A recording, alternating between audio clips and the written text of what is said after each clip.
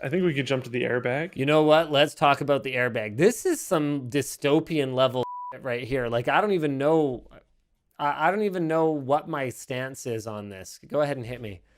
So, a motorcycle apparel company named Klim, I believe that's how you say it, sells an airbag vest. So, a vest that you wear while you're on your motorcycle called the AI-1 for $400. And But these are totally a thing. Actually, I first learned about these or like high-tech wearable like safety equipment when I was at a snowboard shop and they showed me this backpack. And I was like, what the hell is it about this backpack that could make it be worth like $1,000 or something like that? And they're like, oh, it has like an emergency avalanche deployment inflatable oh thing. the balloon thing. Yep. So people can like find you So and stuff. people Yeah, can like those are find you and it actually gives you enough air to breathe. And I was like, oh, okay, I guess so. The sales rep was really rude, like treated me like I was some kind of complete idiot for not thinking that avalanche preparedness was important. I was like, no, you jerk. I just didn't know that that's what it does, obviously. Otherwise, I wouldn't be like, why does this backpack cost $1,000? Anyway, yeah, go ahead. I'm sorry, I totally cut you off there. no worries. So yeah, when you buy it with $400, it does nothing at all. That you are not done. You need to continue spending money.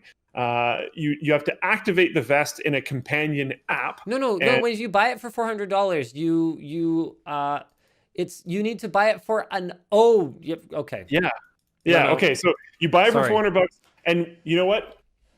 I don't actually know. Maybe there's some amount of time included.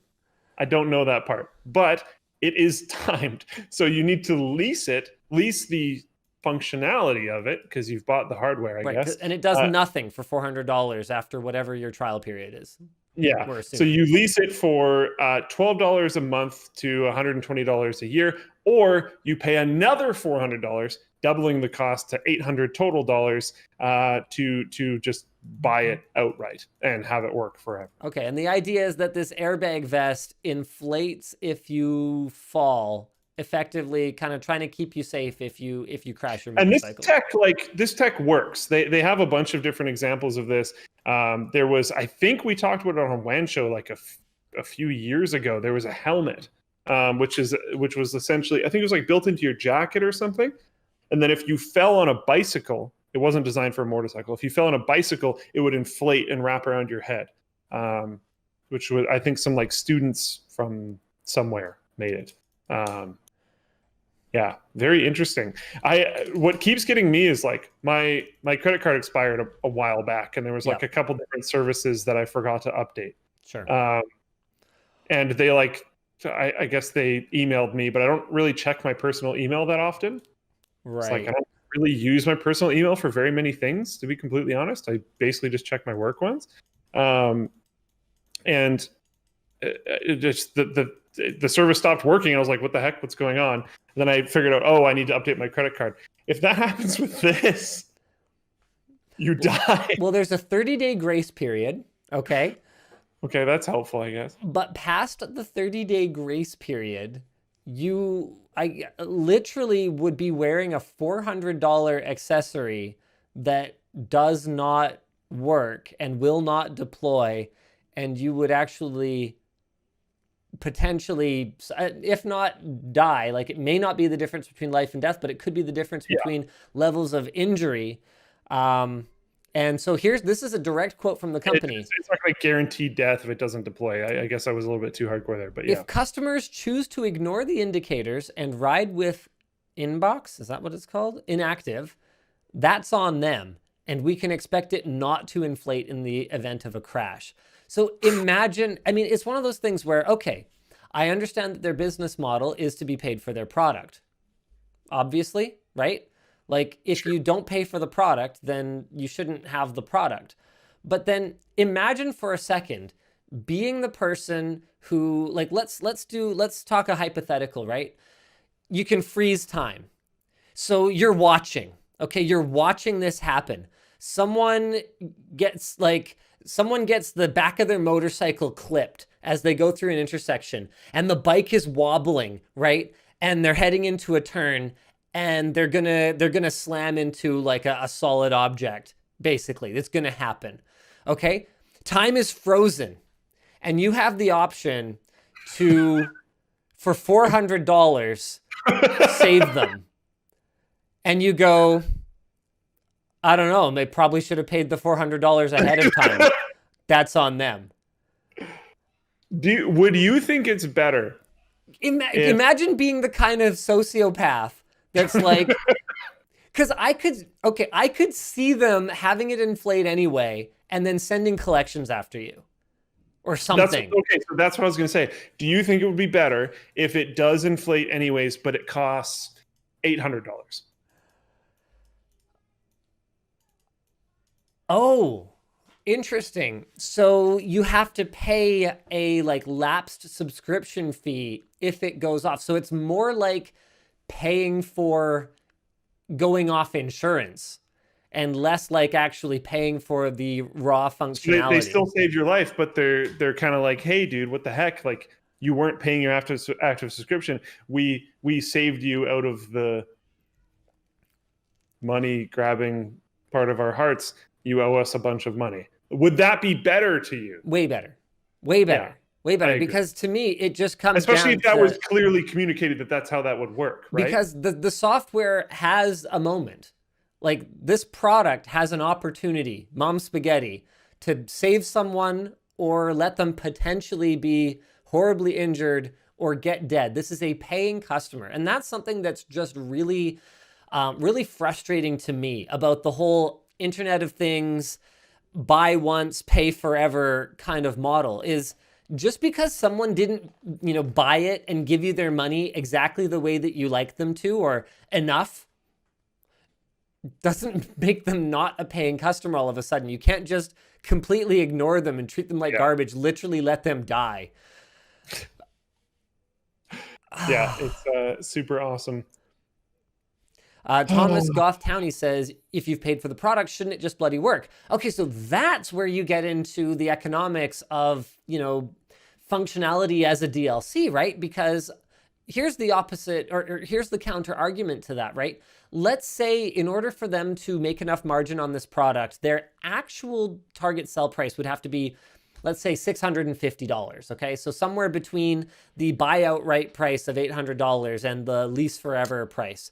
Or actually, okay, the way that math would work would probably be the other way. The buy outright price is probably like the bulk price or whatever, because people would be expected to use this thing for years and years, right? So let's say their break even, where they're actually profitable is like $900 or something. So here's my counter argument.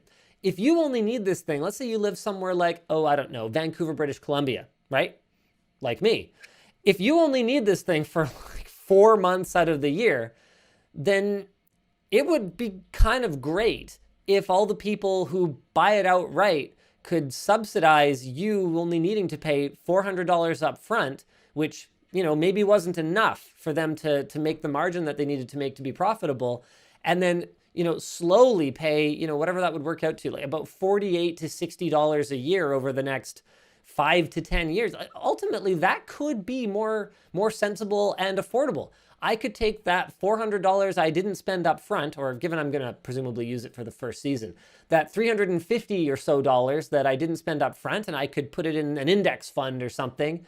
And ultimately, if I am excellent at managing my money, I could actually come out ahead with this, leasing option. I could save money, and the people who buy it outright, actually, okay, I probably got the math wrong. It doesn't matter. The people who buy it outright, or the people who can't afford the upfront, but can afford the subscription 12 months a year forever because they're not good at managing their money, like they can subsidize me. That's the argument. And you end up in these same kinds of conversations when you talk about things like the heated rear seats in the Model 3, I think is the one where it kind of broke news, where they build it into every single car and then you activate it after the fact, because for Tesla, it's more economical from a manufacturing standpoint to just put it in every car, but it does have an actual cost. So the people who want it can subsidize that manufacturing cost and they end up paying a bit extra. But that way the people who don't want it can save a buck. But then from my point of view, if you're claiming that your company is all about saving the planet, then you just shouldn't consume materials that you're not planning to actually, activate or do something with, or whatever the case may be. And to be clear, because I think some people in the chat are getting off base here. They have an option. You can just pay $800 more or less up front, and then Absolutely. it works forever.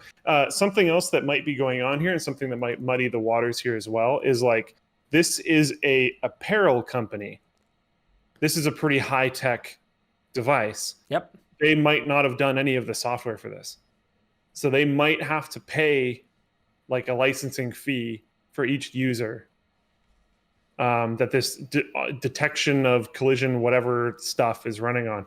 So they might have to pay out of pocket monthly for each one of these users. So they need a monthly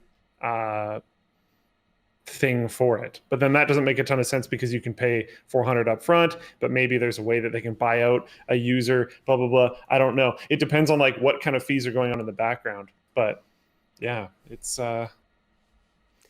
interesting. Zuil says after paying the subscription on the Klim for 3 to 4 years, you don't need to pay the subscription anymore. So it's more like a financing option then. So I'm guessing you pay just a little bit extra that way. So their target would then be $800.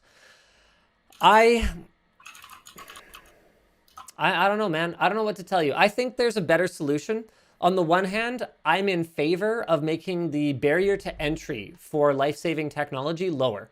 So if Klim says, okay, by making it cost $400 and then be $120 a year, we are able to get this into the hands of people who would otherwise have to save up for longer in order to have it. Maybe they die while they're saving up their money, right? You can make that argument. There could be lives being saved by them having a lower barrier to entry. But then the flip side of it being just like, well, yeah, I don't know, it's not on until you die. I don't think that's really the right solution either. I think having it activate and then going after you with a penalty is probably the not morally reprehensible way to handle this. What about another option where there's only two ways to pay? There's the $400 up front, or if you agree to the $120 a year or $12 a month thing, you have to lock in for 4 years so that they get their money. Yeah, but the thing is, like, what the edge case we're talking about here that we started with was, you know, maybe losing or canceling your credit card. So just because you're locked in doesn't mean they can actually get the money from you. And that's exactly the kind of situation where you might end up dying. Now, to be clear, it'll light up and tell you that it's activated. But I mean, I don't know, man. I know a lot of people who don't pay that close attention. We're talking this high technology app controlled vest, and I don't want to generalize, but like bikers are not necessarily the youngest, most tech savvy people all the time.